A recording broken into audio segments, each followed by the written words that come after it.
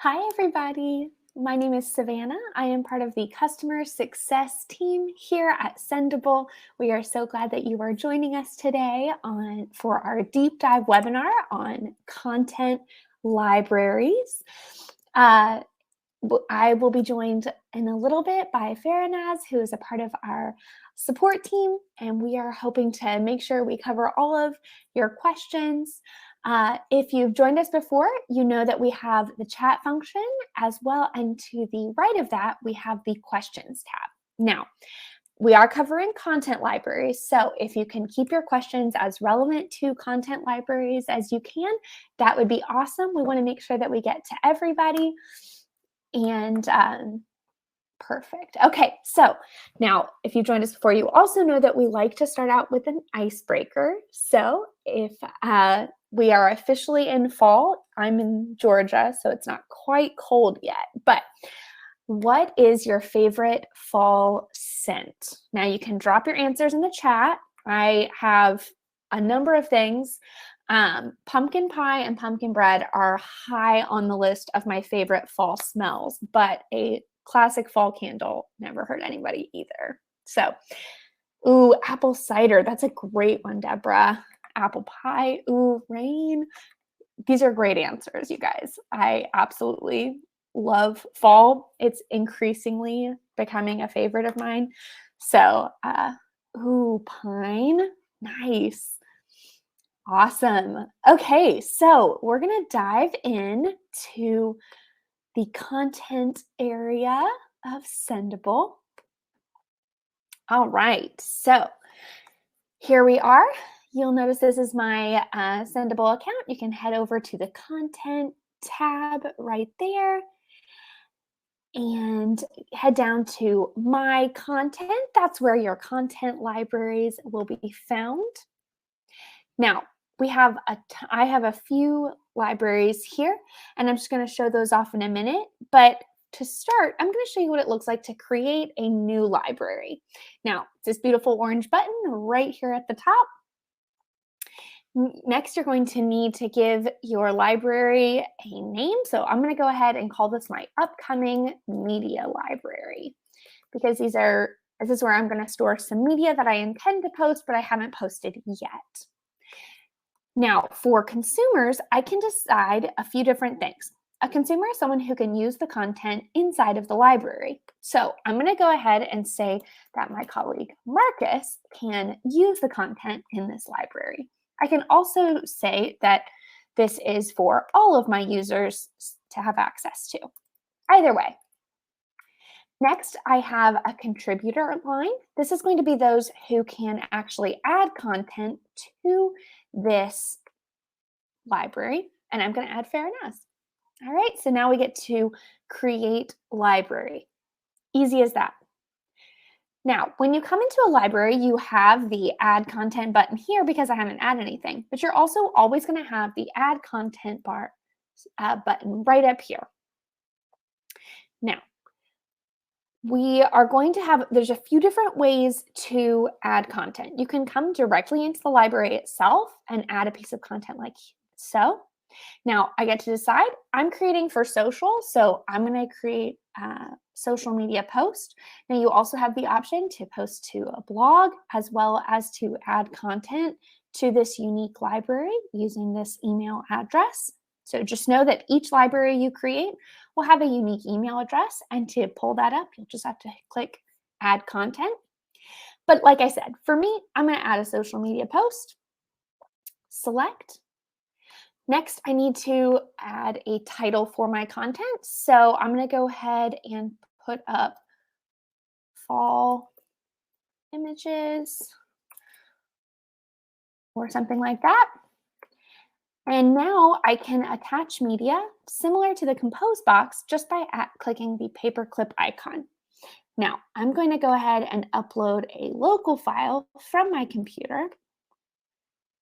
Here we go. We'll add this one. Pull it up. Add that piece of media. I can also add a caption if I'd like, but if I'm happy with just adding this piece of media to my media library, I can go ahead and click add. Stored right there. So that is adding content directly from the library that you intend to add it to. Now, we can keep doing this. You have tons of room for content. Let's see, we'll call this baby books, attached media. Again, walk through that same process. Now, remember, you also have access to the media library, which includes all of the media that you have already posted. But again, I'm trying to add images that I intend to post at a later date. So just do that. Once it's loaded, perfect. I'm happy with that. And I can add that piece of content, just like so. Now, there is a few other ways that you can add content. You can add content directly from the Compose box.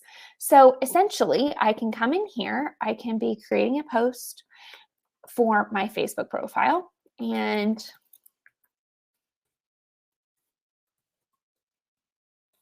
all right, so I've created this post. Now, I always have the option to send for approval, schedule, etc., like normal. But I also have the option to click save and copy to a library. Now, here I have all of my content libraries here that I've created, as well as one that has been shared with me right over here. So I can copy to a library, save it to my content, and give it a title. Save, and you'll note that it's saving. Perfect. And I can continue to edit it if I'd like, but I can also come over into the My Content section, since that's the library that I added it to, and I can see that post pulled up right there. Now, another way that you can save content is actually from the Suggestions tab. So if you're perusing the Suggestions tab looking for articles, you can essentially select something that is of interest to you, like startups. You can decide that this is going to be, let's pick a post here, click share, and that's going to pull you into the Compose box. And directly from here, now that I've got the article that I want to share, I can save this, again, copying it to a library in order that I have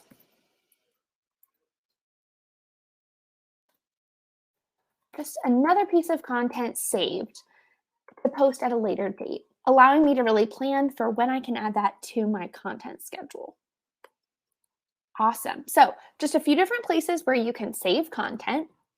Next, I wanted to highlight the different ways that you can actually publish the content that you've saved. So let's say you've been creating all this great content, maybe for upcoming holidays, right?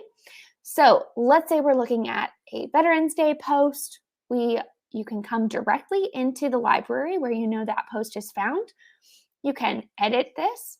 You can also click the share icon, and that's going to be that little arrow. You get the chance to decide if you're going to share a plain HTML version. I share as plain text. It's the best for a social media post.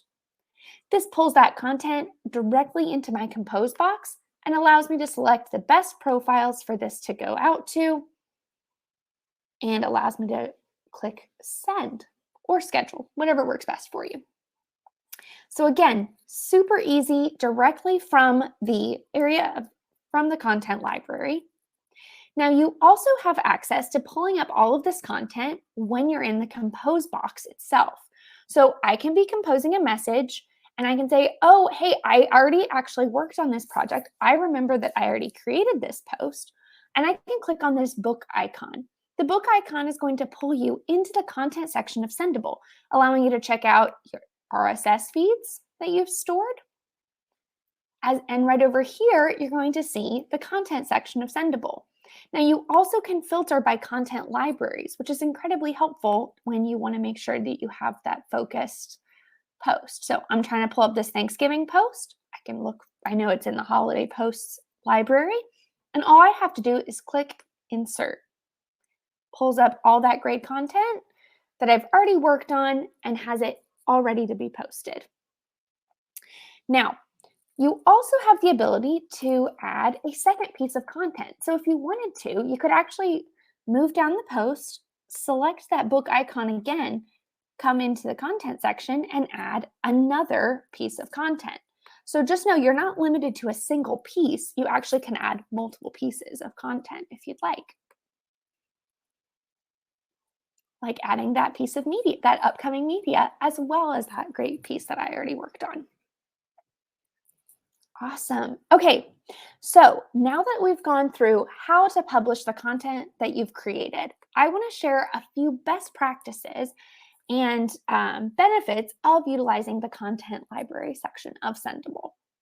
Now, first, I use the My Content section, which is a library that is unique to each dashboard. I use this as a place to draft and to create upcoming posts. So I know that I want to recommend some different cookbook options, but this isn't a finished post. So I can always click the edit button, come back, and continue to edit and make this post excellent. This isn't finished, so I'm not ready to have it go out, but I do want to continue to work on this and continue to update it. So I use the My Content section as a place where I can develop content when it's really in that early phase where it's just an idea, but it's something that I want to create and I want to eventually add to my create a holiday campaign or something like that. Now, I also want to highlight that you can create a holiday folder, or you can create an entire folder for a month and you can create content. Now, this is especially helpful if you guys have a copywriter who is really exclusively working on maybe posts for the month of October. You can have that person, your copywriter, create a library, which everyone on your team has access to as a consumer and a contributor.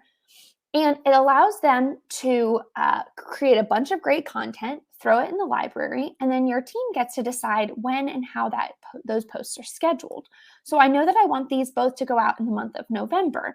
However, I also know that before that, I want to make sure I get some Halloween posts out. So it's a great way to organize the content that you want to go out in a specific date range in your planning stage, as well as looking at getting those posts out especially for like things like holidays. And then finally, I wanted to highlight the hashtag library. Now, this is my personal favorite use case because this is such an easy way to keep stored hashtags and to make sure that those hashtags, like your brand hashtags, get posted on every post.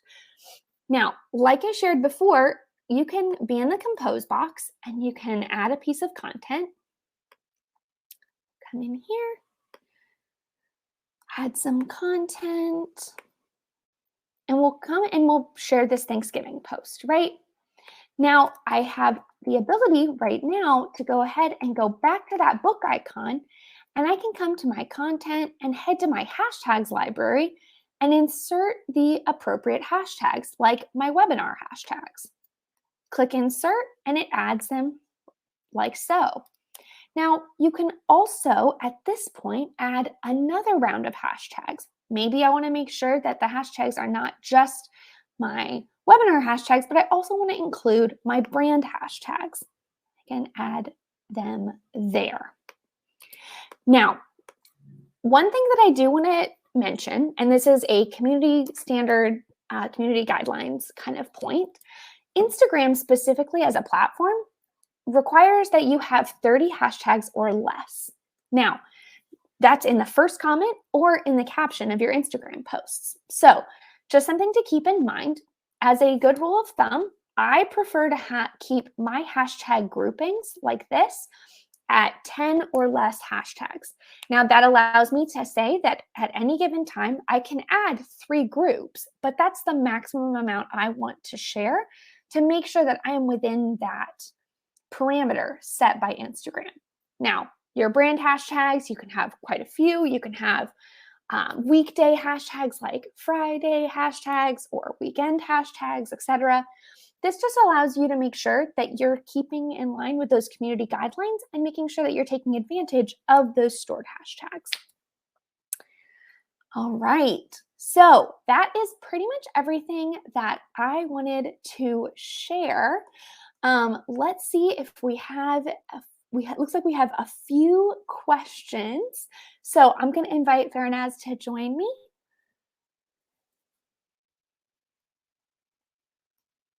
Farnaz, we can see your screen. Hi, everybody. I'm Farnaz from support. Yes, there are quite a few questions. I'll go through these questions before I continue presenting. So the first question that we have is a question from Greg. And the question is, does the lowest plan have this functionality? So Greg, sadly, these features are currently only available on the scale and expansion plans. So you may upgrade to make use of this feature. Then they have a question from Tony. And the question is, how can we tag people on LinkedIn when we schedule a post using @name of the person? So sadly, Tony, this feature is currently unavailable due to a limitation in the API.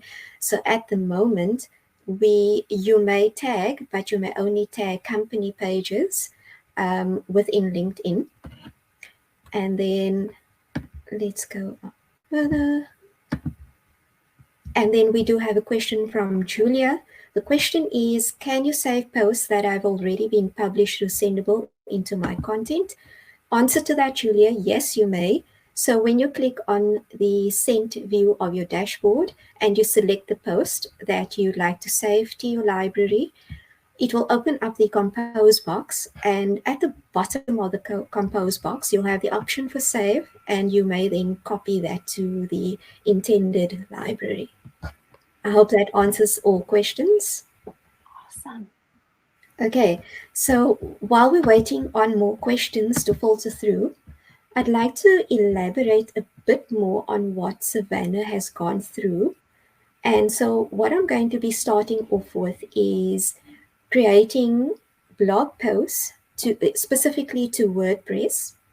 So when you click on the option to add content, you'll have the little pop-up box to select the blog post option. When you select the option for blog posts, a pop-up will appear. And so within this little box, you'll have various options. One of those options is that you'll have the ability to change the font size. So let's have a size. So you may change the size to one of your choice. You also have the option to bold the text, which would bold it, as well as italics, and all other options that you'll find within rich text format. So essentially what happens is you may add the title. So I'll have my title as image. If you prefer adding a code at this point, you'll select the last option or the last icon, which is the HTML code. If you have the code associated with the blog, and I'm going to drop in a code, you give me 1 second, and I'll drop in the code.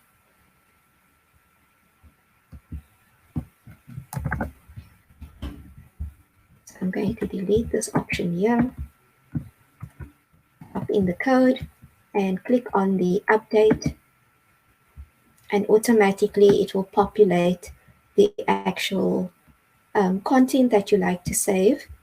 What you can do is, if you scroll down further, you do have the option to enter tags. So if you are using, or you'll be adding volume of content, and to easily find this content later, you may add in tags. So I'm going to have this as news article, and I will add content. Let's just add article.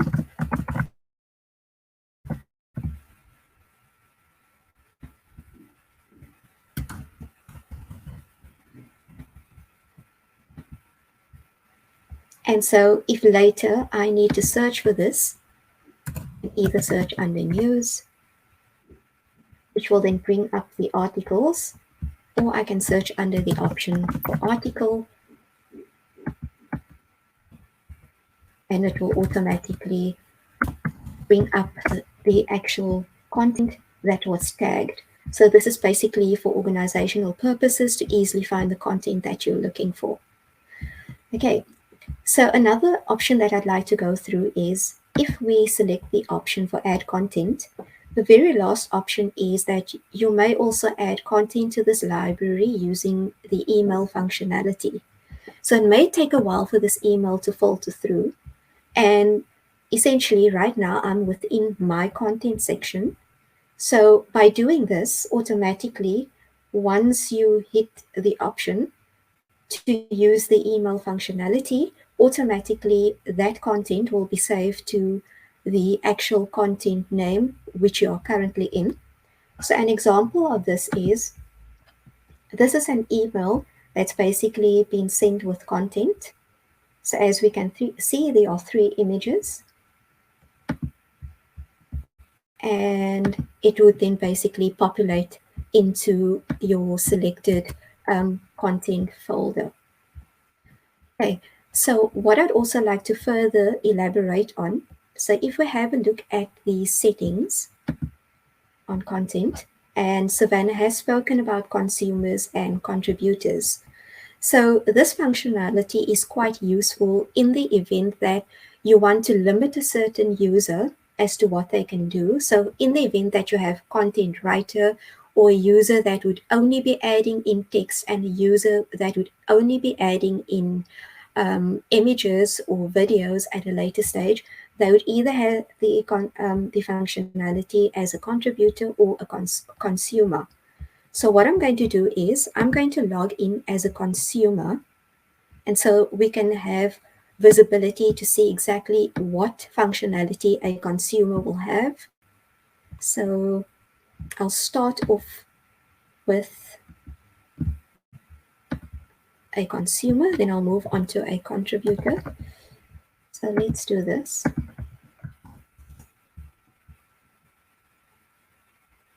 While we're waiting on this to load, we can see that Annie Lennox is a consumer.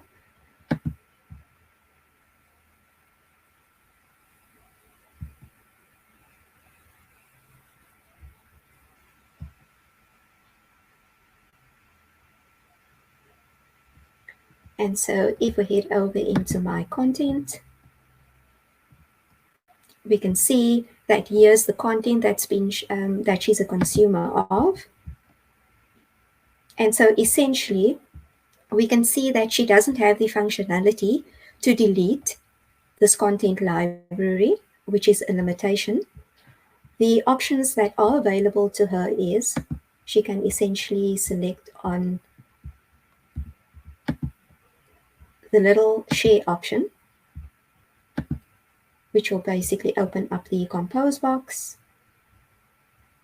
And so at this point, she can either attach images and videos, and she can then basically save and copy this to her very own library, or she can basically just add in images. So that's a consumer. As a contributor, the functionality would be slightly different. So let me log in as a contributor.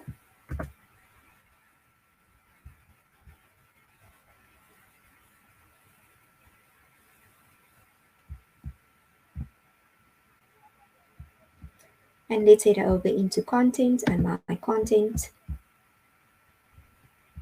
And as we can see, it's Ando's content. So we can see that already there are more options available to a consumer. So the consumer will have the option to delete. So I'm going to delete this one, and it will automatically disappear. They can also edit. So she can basically add in either images or videos and update the content. And then the last option is that this consumer has available is the delete functionality. So as we can see, it's pretty much restricted functionality to a consumer as well as a contributor. So depending on what exactly you'd like the consumer and or the user to have access to, you'd basically go ahead and select them either as a consumer or a contributor. Before we do go any further, I'd like to have a look and see if there are any further questions. So let me have a quick look. I think you already answered Ashley's question. Can you post content contributed by another creator? And the answer is yes, if you are a consumer or a contributor on that piece of content. So in that library, if you can, either one, so contributor or consumer, you can share that content out. The edit and the delete functionality, those are going to be exclusively for the contributor user. Yeah. So as Savannah was explaining, I just basically went through a brief presentation of that. I hope that answers the question, Ashley. Okay.